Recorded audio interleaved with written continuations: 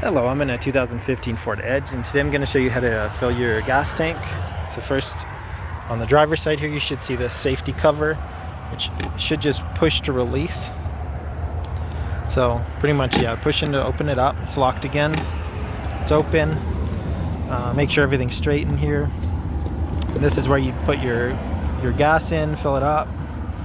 And then this easy fuel, if you have something like this and you're not at a gas station, say you're out with like one of those big jugs of gas you're trying to fill on the road somewhere, to get these to fill properly, you'll need to go in your trunk.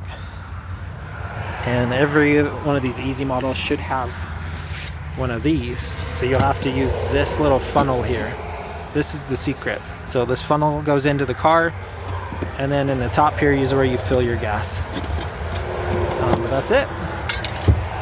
Hope this was helpful, and best of luck getting back on the road.